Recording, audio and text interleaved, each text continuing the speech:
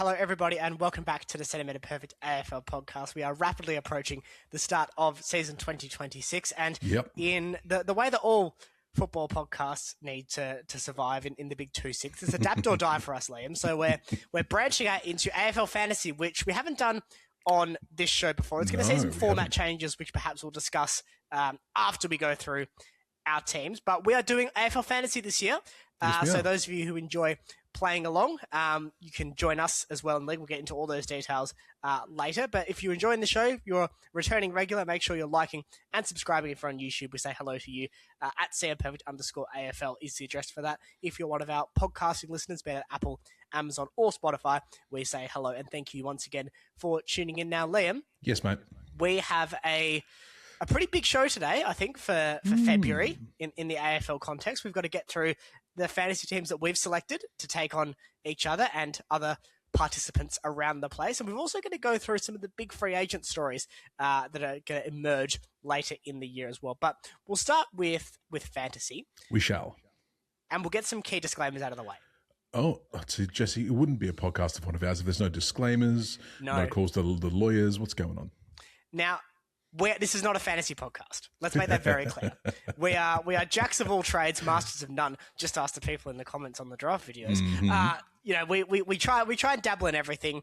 I think my team's pretty good, which we'll get to in a second. But this is not your meta. 70% of players have picked this guy team. I think, again, it's a competitive team. I think I'll do okay this year with this side. But this is not your meta. There's plenty of good fantasy footy podcasts out there. Obviously, after you finish this video, go and look at those if you want deep analysis on who is going to be the fourth choice ruckman that might get 2 games, and so you put them as your emergency. But for those who do enjoy a bit of fun and a bit of competition, Liam, the general public can join us in this league and compete against us and see how they go. How can they do that? They can indeed, Jesse. So when we get the teams up on the screen in just a second, I will put the fantasy code link, or not the link, just the code on there. So if you want to come join us, there's 20 teams. Obviously, 2 spots are taken by myself and Jesse, but you can come join us and test your wits against Jesse and myself. Now, Jesse, truth be told, and this is a long-standing tradition between us on this podcast, and I refuse to change. I do everything by pure vibe. I am famously terrible at fantasy football.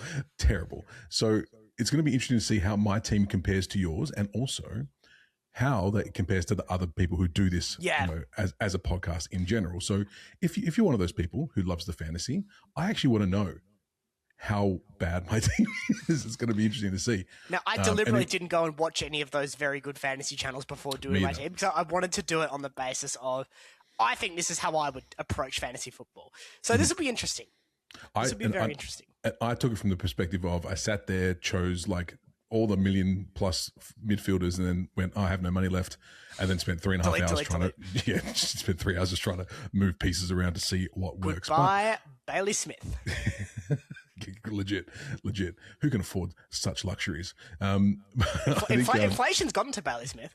I think it has. Inflation's gotten to a few people, I think, mate. I've got a few people. Now, also, before we get stuck into our teams as well, Jesse and I, and even more reason to join our little competition, because Jesse and I are going to be throwing little barbs at each other throughout the entire season, depending on winners and losers, just between us. I mean, if you want to join in with the punishments as well, just let us know in the comments. But Jesse, explain to the people like how our punishment's going to work. We got a list here. We do. How's it going to work? So every 4th round, beginning with round 1, that will be a punishment round. So whoever between Liam and I loses that round, irrespective of how close or how far it is, the loser of that will have to complete a punishment. Now, I think TBC, how the punishment is specifically decided, whether it's winner's choice or spin the wheel, but there will be a punishment based on the loser of that. In addition to the every 4th round as a punishment round, if one of us loses to the other person by a margin of greater than 400 points, so in fantasy I would consider that a shellacking, then that's an additional punishment. So, and that can stack. So if you lose in round 1 by 405 points, that's 2 punishments. So the punishments are both funny and also they hamstring your teams quite badly. I do know a certain player did make it into the punishments list. I will be ensuring that I put my best foot forward in all rounds, because I know that if his winner's choice of the punishment, that Bailey Banfield will be triple captained in my team. And I think I will just quit the competition at that point, because I don't want to do that. He's worth half. At least, you know what? At least he'll get points because he'll play. He'll play. Judd McVie will play at Peel, and Bailey Banfield will play in the seniors. I'm coping already that's going to happen. Over $500,000 for Bailey Banfield as well, Jesse, if you don't mind. Now, I know you said we'd probably speak about this at the end, but I'm gonna usurp that a little bit, Jesse. Okay. I'm gonna take this up at the front. Our Just the Tips podcast is not going anywhere. We're going to be doing that as well, and we're going to kind of amalgamate our two competitions together. So every week you'll get a little our Just the Tips where Jesse and I battle in a confidence points feast. And then also you'll get our little updates on the fantasy, and we'll give you a little table of the competition, see where everyone's sitting. See where everyone's at. And we have at least a third player joining the Just the Tips fray in season already? 2026. We do. It was your idea, so you know this. That's true. But I mean, if it's just happened, Jesse, live. Do it live. Do it live. But look, without any further ado, Jesse, we've got our, I'll share the screen now. So first of all, we're going to start with Jesse's team. Scott Thornton's Army is the name of Jesse's team. What a great name. Why have you chosen Scott Thornton's Army? And why have you chosen Casper? First of all, don't you dare besmirch the great name of our Lord and Saviour, Scott Thornton. Scotty Thornton's my favourite player when I was a footy show kid, I guess, to kind of era and contextualize. Go watch that footy show reaction video, by the way, and subscribe. So I thought, let's bring it back to a bit of a throwback. If I lose this year to you, I'll name the team Bailey Banfield's Barmy Army next season. I'll commit to that right now. Okay, well, damn it, Jesse, I've got to think of a punishment for myself if I lose now. I'll think of one for you too, because I can't think of anything worse than calling my team up to Bailey Banfield. Thank you. That's already 2 shots, and this is a 6-minute recording. Yeah, that's good. No, I like it. I like it a lot. Now, looking straight away, Jesse, I can see already you've got a massive amount of calorie space. That's my job. Salary space to work with, which is not something I'm famously good at when it comes to fantasy. I usually use every dollar down to the little itty gritty bitty. Which isn't inherently a bad approach. Well, that's what I was going to ask you. Is it worthwhile keeping a little bit in your back pocket? I think so, because we'll go with the first player on my list here because he's the first player in the team order. If my captain and star player, Nazar Wanganeen-Miller, does an ACL in round 1, I'm going to need to replace him with a pretty damn good player. So just having that luxury of having that a bit more. Equally, if one of my kind of more value players goes down, isn't getting picked, I'm probably going to want to upgrade. And the prices, obviously with the ability to move and shake, I'm going to want to have some cash there to spend. So I still think I've spent 18 million out of 18,300,000. So I reckon I've done okay. You've done okay. But no, I deliberately kept a little, just a fraction back. Not a huge amount, but enough to make the difference. And I think, honestly, when I was doing this team, I was I spent conservatively early so I could buy a couple of late players, which is why you see some very good players and some funny orders in the team sheet. Like shoehorned in down the bottom of their list because I just had money at the end because I deliberately put the squeeze on. Fair. I mean, and you'll see on my team as well, I'm a stickler for things to be in order. So I've actually gone and ordered mine in financial order. You have not done that, Jesse. No. Thank you very much. But give us a bit of an overview of your team, Jesse. What are you looking at? So I'll run through my defenders first. I've gone with Nazar Wanganeen-Miller, who I've captained for season 2026. I think he's going to be a points accumulator in the St Kilda side. Brendan Starcevic, I think that's a really good price for Starcevic. He's just got to stay fit, which is the big question mark with him. He's the type of guy that you want to have that cap space back for in case he's not playing. But look, realistically, he walks into the best 22. He's going to play if he's fit. Yep. And I think he's actually a pretty handy player as well. For the price, I think you're doing well there. Kitty Coleman, that's another one. If he's fit, he probably plays for Brisbane, especially with a guy like Starcevic moving on. It relieves a bit of the pressure gauge for guys like that at Brisbane. So he'll play, he'll get time. Zeke Ulan, I've thrown into my starting 23 here straight away. I do think he'll play. He might not, so he might be one that has to get dumped out. I've got a couple of dual position players that I can move everything around if I need to. So that's okay. He may not play straight away. I'm hoping he does because I think he's going to be the best player out of the draft class, and I suspect he can hit the ground running. I would probably put him as a top 2 chance for the Rising Star. The only reason I wouldn't have him as 1 because I'm not sure if he's going to play. Yeah, the team is a very good Gold Coast side. Yep. Dan Houston, I actually thought Dan Houston was a very good price here because this is probably the only bit of actual fantasy research I did here because I looked at his average. I thought that's quite a low average for Dan Houston. What did he do in his last year at Port where I know he was a lot better? And his numbers at Port in 2024 were very, very good from a fantasy point of view. So if he can shake off the heebie-jeebies of a down year at the Pies in the first time of asking, I think Houston's a potential sneaky one for 700K. It's not a bad shout, actually, because obviously they're the ones you want to get in fantasy, those upside, potentials. And have someone who's as experienced as Dan Houston is and have that on the back burner that he had a bad year last year, bringing the price down, not a bad shout, Jesse. I'm a bit jealous of that one. But that's okay. Subs for my defenders. Matty Whitlock, he showed a little bit for North at the back end of last season. Hopefully we can see him get in. A dual position as well, so he can always be moved around. If he's going to start, he can get moved around. And Louis Carmichael, who was taken by the Bulldogs out of the Sydney Academy from the draft. I thought this was a really good get for the Doggies at the time. I know I praised them for such in the draft video. I think he's going to play. I really think he's going to play.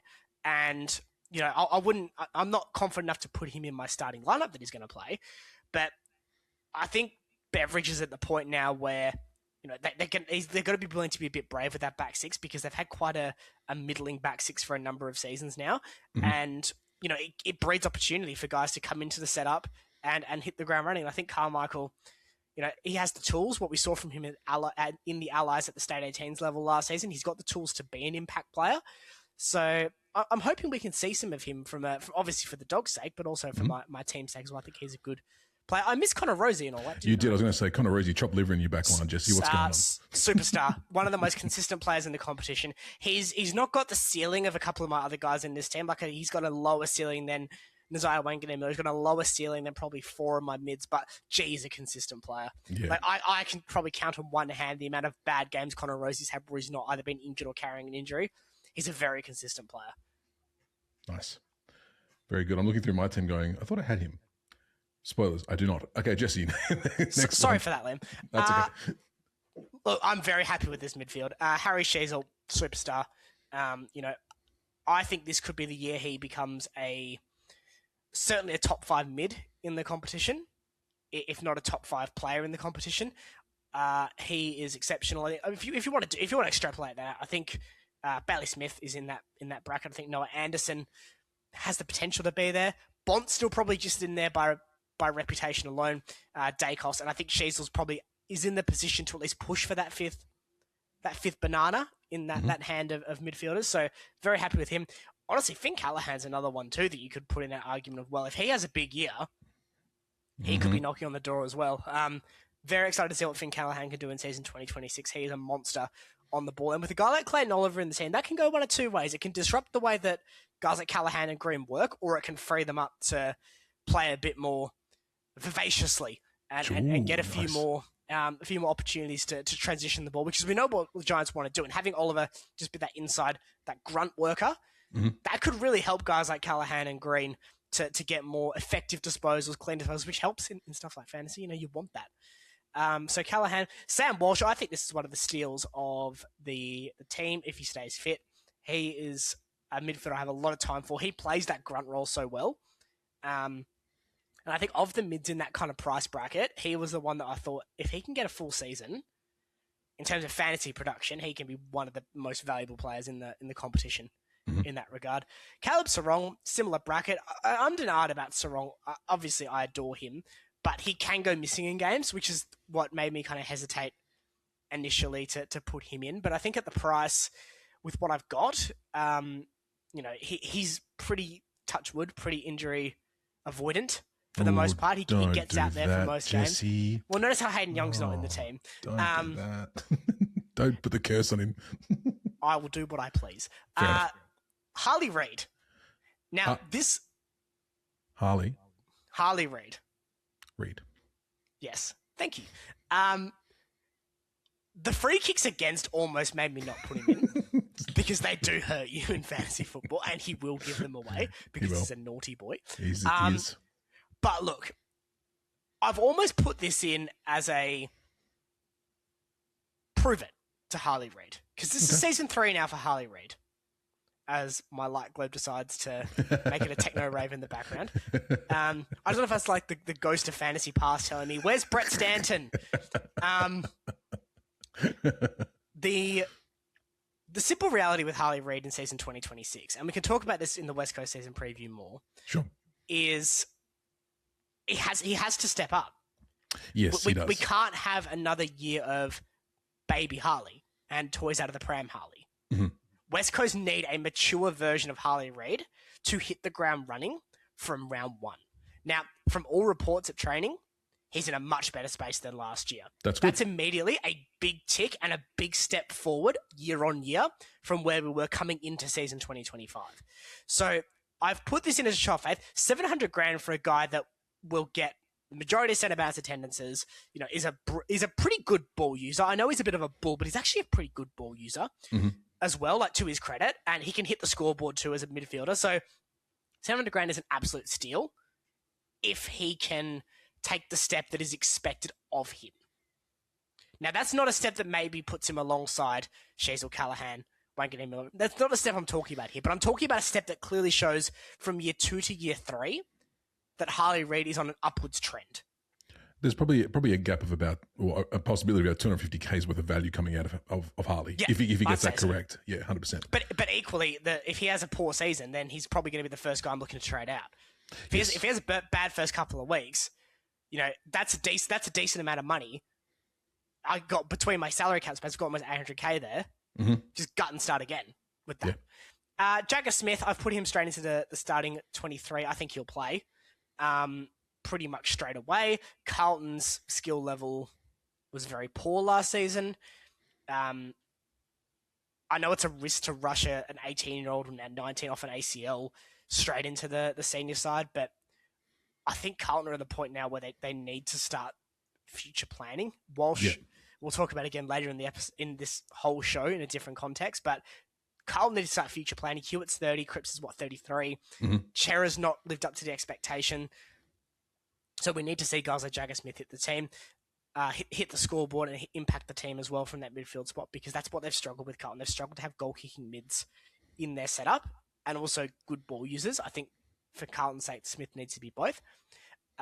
Cosy Pickett could end up being a really good get here as well, in my opinion. I think he's really shown the ability to be a bit of a freak in both the midfield and the forward line. 20-odd disposals, 2+ goals a game isn't unheard of from him. And we saw that last season. He can have those type of numbers. That's a fantasy footy player's dream. He can go missing a little bit, but he's not one of my $1 million players. He's close, but he's not one of my $1 million players. So I don't mind a bit of Hollywood in that price bracket because they can really inflict damage on our opposition. Last of my starting mids, I think potentially the best value in this whole team, because he didn't play half of last season, but Christ, Errol Goulden is a fantasy football animal. His numbers when he returned, unbelievable. Yeah. I mean, turn Sydney's season around. Yeah.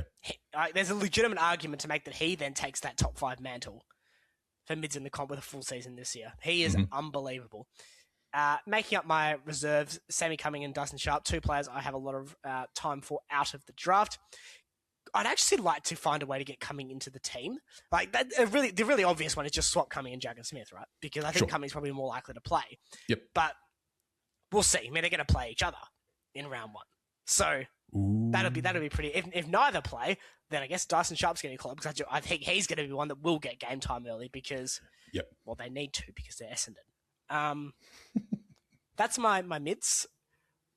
Rucks is a bit cheating because I've just picked another midfielder, and this is the only time I've been happy that Luke Jackson is going to be on board, because I think again it is one of the worst ideas I've ever heard, and we'll talk about that in the Freo preview in a few weeks. I don't like it, but from a numbers go up point of view, I like it. And I think every man and their dog has picked Liam Reedy as their backup ruckman this year because it's kind of obvious. He's going to play. He's very good in tap ruckman situations. He's not as immobile as some other rucks in the competition, so he won't be as affected by the changes to the centre bounce. To the boundary throw-ins in the centre arcs. I think that's a good price. And Callum Coleman-Jones, he might get some game time. He won't be star of the show unless Sherry goes down with an injury, but I could do a lot worse as a backup ruck. Forwards, and I will fly through these because this is kind of where I got a bit creative with my forwards. Murphy Reid. Please play him in the midfield, Justin. Yes. Sammy Lawler, he should be back. He should be very good. Mm-hmm. Sammy Butler, I think he'll have midfield time for the Hawks this year with James Warple off to Geelong. So I think for the price, that's a very good get in my forward line. I think that's a very reasonable price. And even if he stays as a high half forward, real potential to be a fantasy impactor in 2026. Sid Draper, I don't know if he's going to play. I'm still have a lot of time for him. I'm hopeful that he gets game time. Mm-hmm. He's in there for now.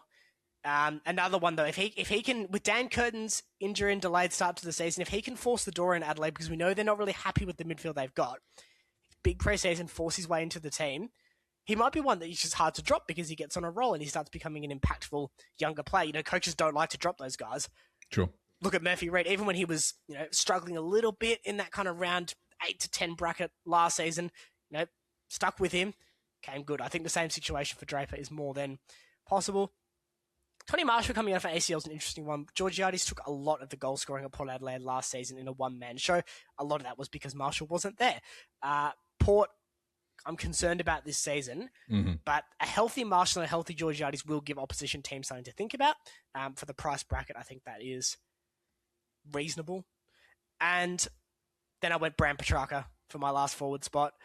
And I didn't really want to be honest. I wanted to find someone else away from Christian Petrarca just because I don't know how it's going to look at Gold Coast with Rao, Anderson, Miller, all ball dominant mids, especially Stacked. Miller. Mm-hmm. But he's a player that I'm sure is going to be hollering around demanding the ball. Like he's not like a quiet type. He's not one of those very good underrated players who just chug along and they're gone to a new club with a lot of alpha dogs. Petrarca will go in wanting to be an alpha dog himself. Sure. And that'll make things interesting. Did you have something to say? No, I was going to say this is, looking ahead, this is probably the one of my team. I have Petrarca as well. I'm very intrigued to see how he goes because he, for the price that he's going for, could be a very easy drop right off the bat. But equally, he could be a very good get.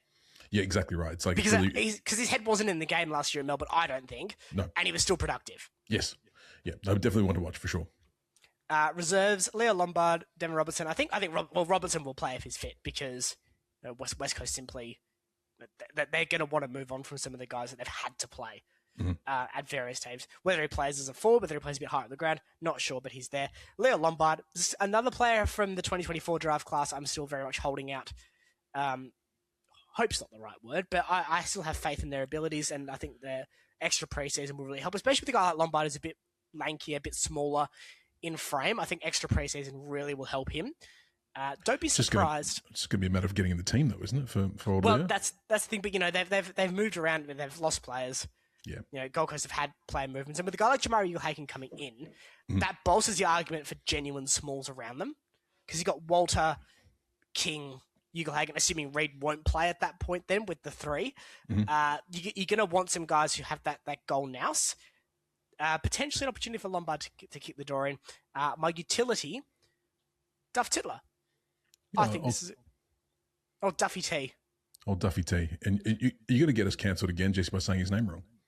I know, it's just become part of the podcast. Sorry, Duff Titler. Are you happy now, Liam? No, not really. I quite prefer the Titler, to be honest with you. It's quite fun.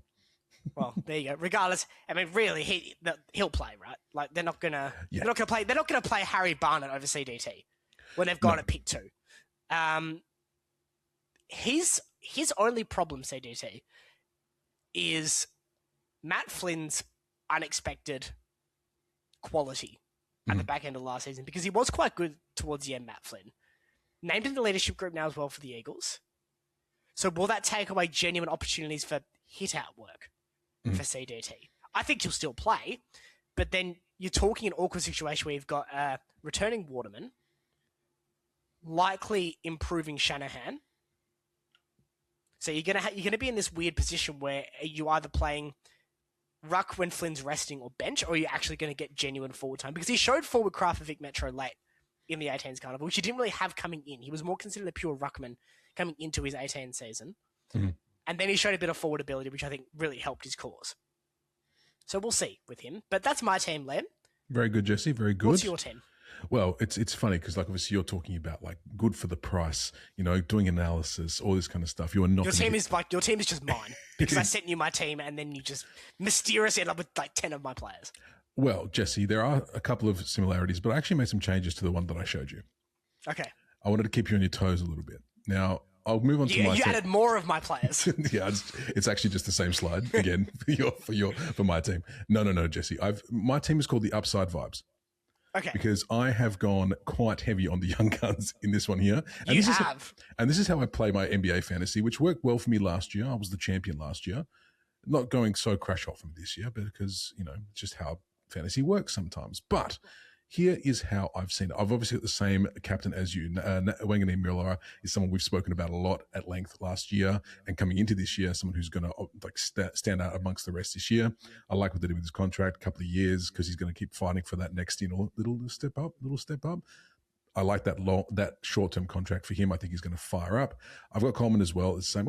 I've got Jinby in here as well. I liked what Jinby did last year. And as a defender, I didn't go too hard with my defenders in terms of cost. You'll see why a little further down.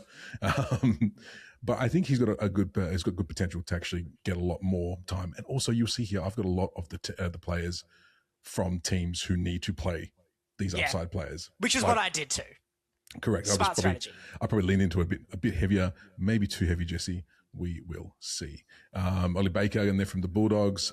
Again, I honestly, vibes only, great moustache. I got Zeke Euland in there as well. I think he's going to get some time. I got Harry Dean as well. Harry Dean, I think, is going to be an interesting one for Carlton. Obviously, a lot of buzz around him in the preseason and what they did to get him in the draft. So I think he'll get some game time pretty early. So it'll be interesting to see what he does. I could not have my team without slamming Sammy the Grill in there because of how much his name annoys me, not because of what it is, but because of how people say it. And then Whitlock to make out my defenders as well on the bench, Jesse. Now, midfielders, I've gone the Bond. I think the Bond's going to be pretty good. He usually is pretty good. I actually do have Rosie in there as well. I've just noticed. Is this last dance for Bond? I think. How often do we say this though? I think for the last couple of years we've been like, "Oh yeah, Bond's not down." Have we? Well, I don't think I have. Maybe I have, and you've been like, "Shut up, Liam, you fool." No, he's not. I don't think it's last dance for Bond. Not yet. I think he's still good. He's not like the Cripps level. Like Cripps last dance. No, Cripps has been escorted out of the building by security. So he's had his last dance already. Is that what you're saying, Jesse? I think so. I sadly think Cripps is done. Yeah. How much was Cripps going for? It's probably still in the middle. Like over 9. Yeah. No thanks. Harry Sheasel obviously in there as well. I think, you can't really have if I'm going upside, he's expensive upside to be sure. But, given that he's a young player in his third or fourth year, always showing those amazing signs of just breaking games open. Harry Sheasel for me, Connor Rosie is there as well. I've gone Heaney over Goulden, only because his ability to push basically everywhere across the ground. Obviously Goulden does that as well, but I think Heaney I think he's slightly less than Goulden, kind of worked out well for myself. I've got Caleb in there as well. Probably similar concerns to you. It was a toss-up between Caleb and Andy. I wouldn't take Andy. You wouldn't take Andy? Why not? I wouldn't take Andy. Tag? His worst is a lot more limiting than Caleb's worst. And I think we see 5 bad games a year from Andy. We see probably 2 from Caleb. Yeah, fair enough. Toby Bedford's an interesting one. I wasn't too sold on him, but I thought, you know what, for where it was and how my budget was looking, I think he's a solid name to have in there. Again, he's probably going to be affected quite heavily from Clayton, but we'll see how that goes. And then I've chucked a couple of youngsters in there, basically the next 4. Dersma, obviously number 1 pick, should be getting some time in the games for the Eagles. Where they start him is obviously still up to see, but I think he'll obviously get lots of game time. He'll start wing, I reckon. He'll start wing, yeah, which is good for a youngster. I've got Sharp and Farah in there from the Bombers as well, probably interchangeable. I think I've already actually changed Farah into B in my starting lineup, but we'll see again. And then Mukunda, because why not? He was cheap. Now this is the change I made, Jesse. So obviously your ruck was you had the Jackson, Reedy, and Coleman Jones. I've kind of got a bit heavier in my ruck. I've brought in Tim English. I've still got Jackson. That's not Sean Darcy. Who? Tim English? Luke Jackson? You said you went a bit heavier. Jesse. Sorry. Naughty boy. I've gone Tim English and I've gone pretty and Luke Jackson, because like you said, Jackson's going to be going to be feasting on those disposals, hopefully, with his move into the midfield cross ruck. He's going to have to play ruck because Darcy's done his calf again. Yeah, of course he has. No, that's where we bring in mighty Mason Cox, Jesse. Don't forget we've got him as well now. How could I forget? But I think Tim English is going to thrive in the new ruck scenario through the middle. I think he's got a bit more. That light, Jesse, is so good. You should just change the globe, mate. How hard is it? Have you heard how tall I am? Yes, I do. Have you heard of a ladder? No. What's that? Yeah, well, just read your team. You might need to find out soon, my friend. Tim English and Jackson in the ruck. I think it's going to be a really good, formidable ruck combination there. And then my forwards, I've got Petraka, as we spoke about before. I like Ed Langdon does push up a little bit and gets involved around the ground as well. So I think he's pretty good. Same with Freya as well. He's showed some good signs with the Bulldogs last year. I think he's going to get more involved this year. Murphy, I tossed up with Murphy Reid. I think is a good shout. Like you said before, bringing him into the midfield. Jai is an interesting one. I don't know why you've gone with Jai. Well, here's why, Jesse. I read one thing in the off season. One. That's all I needed. One line in one article that said they were trying him on the wing to get his confidence up. That's it. That's all I've got to go with on that. But he'll probably be one that I switch out pretty quick. I just didn't have anything else to do. But I'm intrigued to see what happens with Jai. You know, it's going to be a kind of a make or break year for Jai, actually, more than anyone else. I think he's going to have to they're going to have to do something with him to bring up his confidence and bring up his involvement in games. And if that can I ask though, do they? Because he's still a goal over a goal a game key forward. Well, and if he's ceded his production to Voss, and assuming Voss's production holds, sure, do they? See, I'm not sure this narrative about Jai Amos is actually accurate. Well, we can save that, Jesse, for the Freo preview that we do. But it's a good shout. But look, I literally was all the fact that I heard that they might play him the wing a bit. That's the only reason I've gone for him. He was relatively cheap, so I thought, go for it. I can play with that later. And then I've got Cooper Duff Tightlight to round out my forward line, and Doveston, who I think should get some game time for the Kangas. I think he'll play.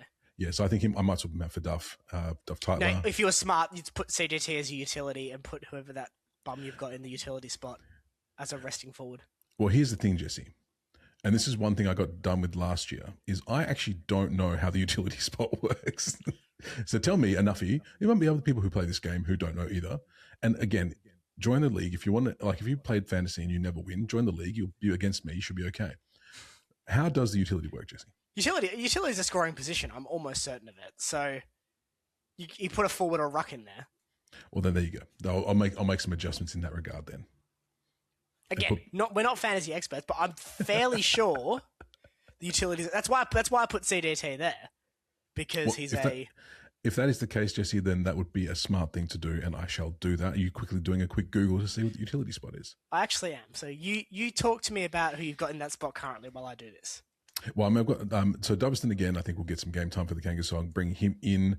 Robertson for the Eagles as well, just because obviously a young team might get game time, and then Puka is down the bottom there because again he's a young new player for Richmond, and I could afford him, and I don't know anything else about him. See, this is why Jesse does all the analytics, because I don't know some of these players. No, it's not a scoring position. Ooh. But it does allow you to put them in as a backup for one of your two spots. So you're better off putting CDT as a ruck and starting Doveston. Mm-hmm. And if Doveston doesn't play, then CDT is a scoring forward. Gotcha. Assuming he does play. So that's it, Jesse. You got 33 left in the bank as well for if anything needs to change around in the kitty. So there you have it. That's why I've called the upside vibes, Jesse, because I've got a lot of young kids in there. So I'm going to see how they all play out across this year. Now, for the podcast listeners, I'm going to read out the code. You can see it in the description as well. Thanks, Jesse. I'm going to read out the code. So this is the code. You can just search. I don't know if you can actually search. So I couldn't on my phone. I had to just scroll. Mm-hmm. But you to enter the code T61GA7RB. So if you want to put your fantasy skills to the test against us, if you have any intermediate knowledge of fantasy, you'll probably win. So that's nice for you. But if you want to come join in, a bit of fun. It's nothing serious. We're not playing for any prizes or anything, but it's just a bit of fun. Extra league to join if you want more bragging rights. I'll probably join a couple of other leagues. Good practice. Well. It's good practice. Exactly. It's good practice. And there's no prizes this year, but let's see what future years hold. If we get enough interest, maybe we'll do something. We'll see. On the same note, if you want to join in Just the Tips as well, send us a message on either Instagram or if you just know us. Not Instagram. YouTube is fine. You can't send. Oh, you can comment, I suppose. Yeah, comment. I think, like I said, Jesse, unless you want to get involved in some Instagram stuff, it's going to be too much for me to do, my friend. You're at Instagram stuff.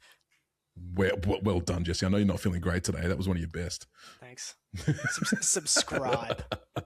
On that happy note, thanks for tuning into our fantasy teams. Let us know your thoughts on our selections in the comments below. Should Joe Amos be triple captained by Liam? We'll have to wait and see.